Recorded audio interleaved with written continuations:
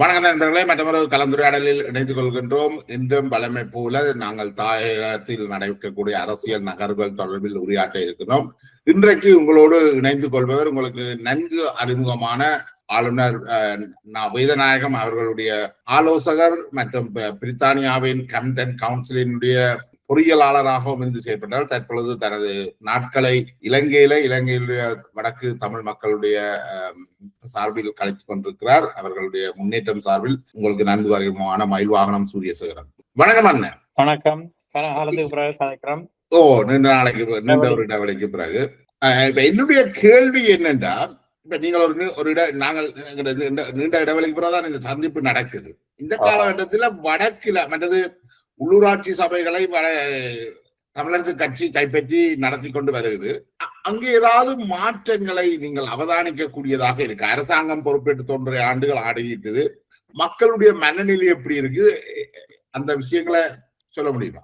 நான் என்னுடைய அவதானத்தின்படி தமிழரசு கட்சியின் பிரதிநிதிகள் பெருசா ஆளுமை இல்லாத பிரதிநிதிகளாயும் இருக்கிற, மற்றது ஏதோ ஒரு வகையில அபிவிருத்திகளை கொண்டு நடத்துறது தங்களுக்கு அவ்வளவு பலனை தராதுன்ற பாணியில ஒரு தடையா இருக்கிற மாதிரி இருக்கு.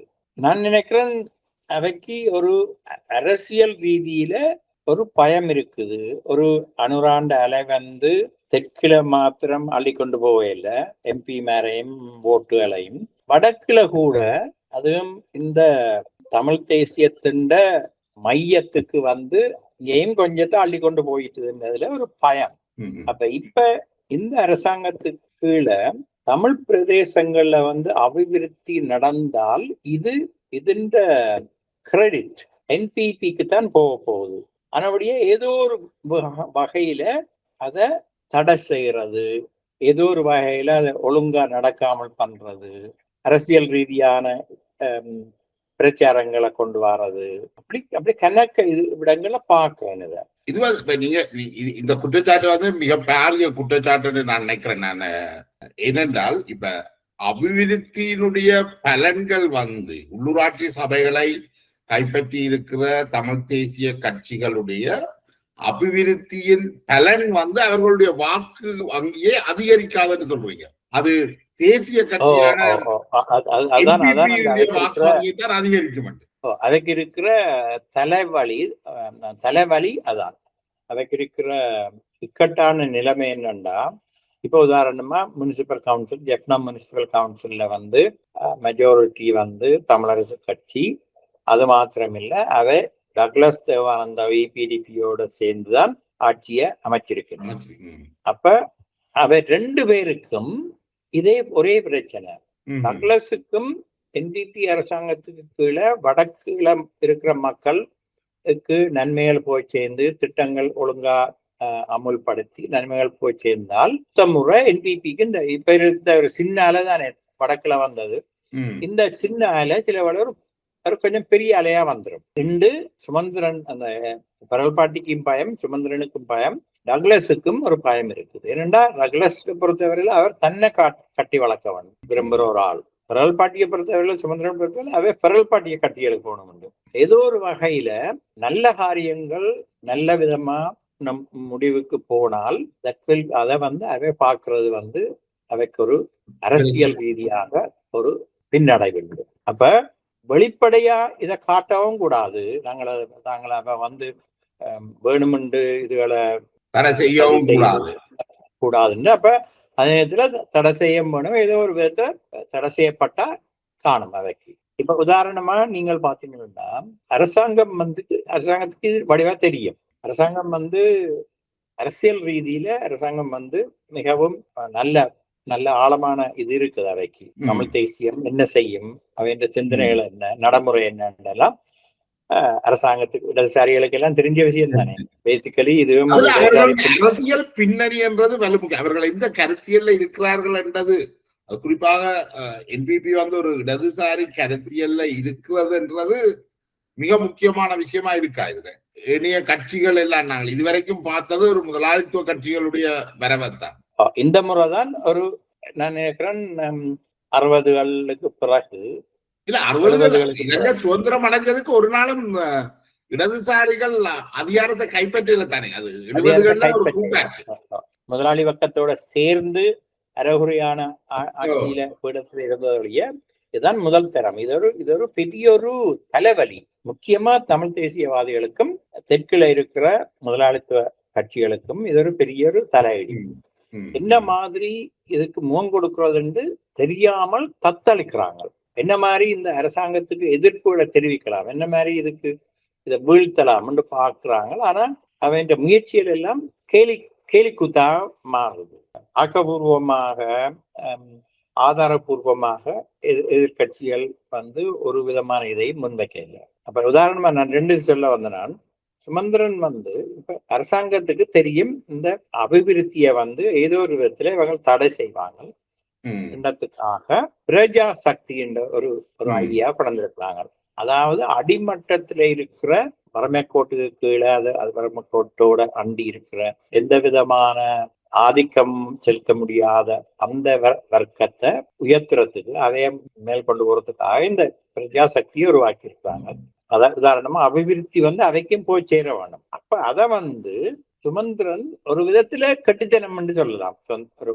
ஒரு இன்டெலிஜென்ட் வே ஒரு ஆர்குமெண்ட் வச்சார். என்னன்னா ஜனநாயகத்துக்கு எதிரான ஒரு செயல்பாடு. அதான் இந்த அடுத்த கேள்வியா இருந்தது. இருந்தால் உள்ளூராட்சி மக்களால தெரிவு செய்யப்பட்ட உள்ளூராட்சி சபைகளை இது அண்டர்மைன் பண்ணுது. முனிசிபல் கவுன்சில் இருக்கு, பிரதேச சபைகள் இருக்குது, இனி எலெக்ஷன் வந்தால் ப்ரொவின்சியல் கவுன்சில் வரும். அப்படி எல்லாம் படிப்படியா ஜனநாயக சட்டங்கள் இருக்குது, படியல் இருக்கு. அதுகள் எல்லாம் இருக்கக்கூடியதா இவை அரசாங்கம் பிரஜா சக்தி என்றதை கொண்டு அடிமட்டத்துல ஊத்துது.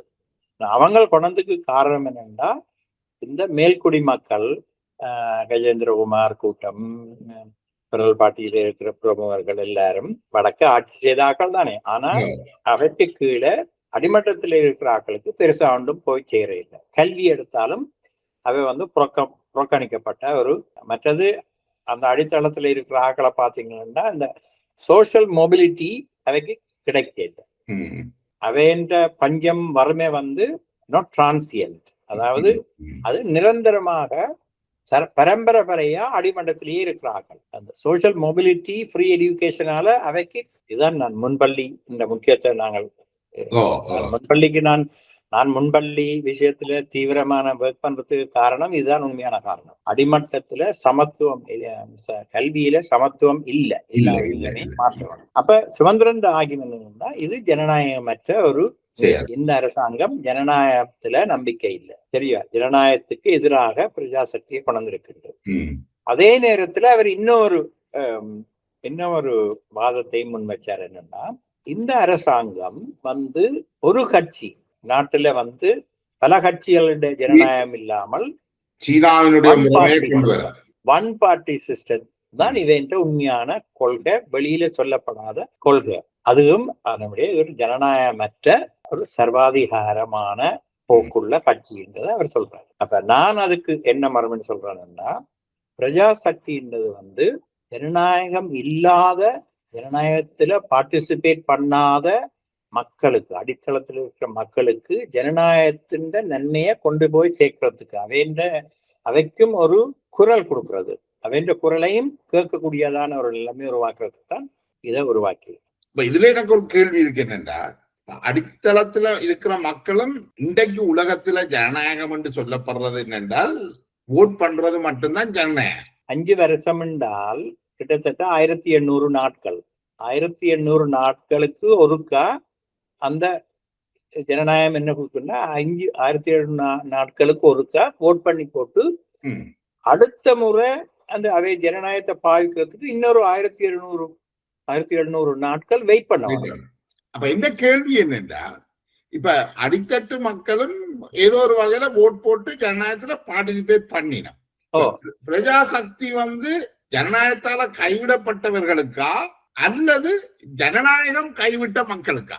ஜனநாயகம் கைவிட்ட மக்களுக்கு. இப்ப என்னன்னா இப்ப இந்த 5 வருஷத்துக்கு ஒருக்கா ஓட் பண்ணி தலைவர்கள் தமிழக கட்சி என்ன, கஜேந்திரகுமார் கட்சி என்ன, UNP என்ன, சஜித் பிரபுதண்ட அவைகள் உலக ஆளவும் வெண்டு ஆட்சி நடத்தி கொண்டு வந்திருந்தவர். அவைக்கு ஒரு பிரச்சனை இருக்கே இல்லை. அது வந்து தெற்கிலையும் தான் வடக்கிலையும் தான் மேற்குடி மக்கள் என்ற ஆட்சியைத்தான் அங்கு அமுல்படுத்தி கொண்டிருந்தவர். இப்ப இந்த தமிழ் மக்கள் மத்தியில ஒரு அபிப்பிராயம் இருக்கு என்னன்னா, தமிழ் மக்களுக்கு தான் ஒன்றும் கிடைக்கல, பவட்டி, வேலையில்லா திண்டாட்டம், கல்வியில பின்தங்க நிலைமை, இது எல்லாமே தெற்கிலையும் இருக்கு, பெருமளவு இருக்குது.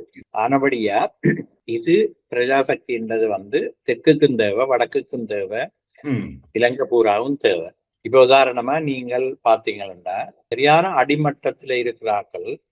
நீங்கள் லண்டன்ல பாருங்க, அப்பர் கிளாஸ் இருக்கிற ஏரியால ஹாம்ஸ்டட், ஹைகேட் ஏரியாவை போய் பாருங்க.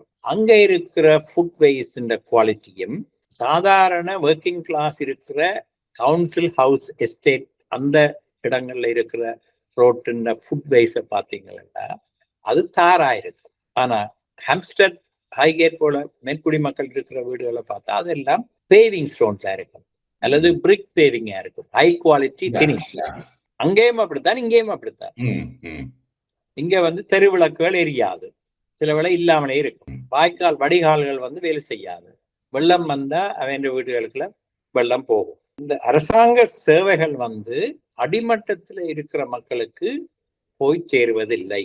அரசாங்க தந்தோர்களுக்கு அடிமட்டத்தில் இருக்கிற போனால் தங்களுடைய தேவைகளை பூர்த்தி செய்ய முடியாமல் இருக்கிற நிலைமை பரவலாக நாங்கள் காணக்கூடியதா இருக்கு. இப்ப அப்படி என்று பார்க்கின்ற போது தமிழ் மக்களுடைய முன்னேற்றம் தொடர்பில் உள்ளூராட்சி சபைகள் தமிழ் தேசிய கட்சிகள்கிட்ட இருக்கிறது தமிழ் மக்களுடைய அபிவிருத்திக்கு ஆபத்தானதாக எல்லாம் அமையுது.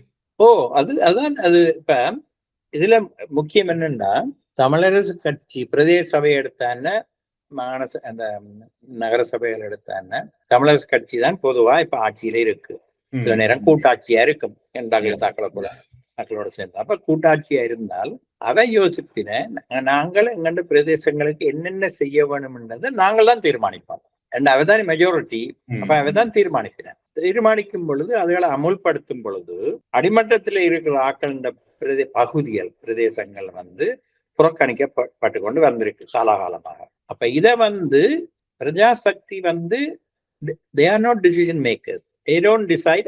அவை வந்து இது வந்து நெடுந்தீவினுடைய அபிவிருத்தி தொடர்பாக இவர்கள் ஒரு அறிக்கையை வெளியிட்டிருக்கிறார்கள், தேசிய மக்கள் சக்தி. இதுல பார்த்தபென்றால் ஒவ்வொரு தெருவுக்கும் எவ்வளவு செலவழிக்கப்பட்டிருக்கின்றது, தெருவின் பெயர், எத்தனை வீடுகள் கட்டப்பட்டிருக்கின்றது, என்ன செய்திருக்கிறார்கள் என்றத விளங்கப்படுத்துற ஒரு அறிக்கை ஒன்றை பவர் பாயிண்ட்ல போட்டு ஆக்களுக்கு கொடுத்திருக்கிறோம். இடந்தீவு மக்களுக்கு தெரியும் இது நடந்திருக்கா இல்லையான்றதை மிக இலகுவாக.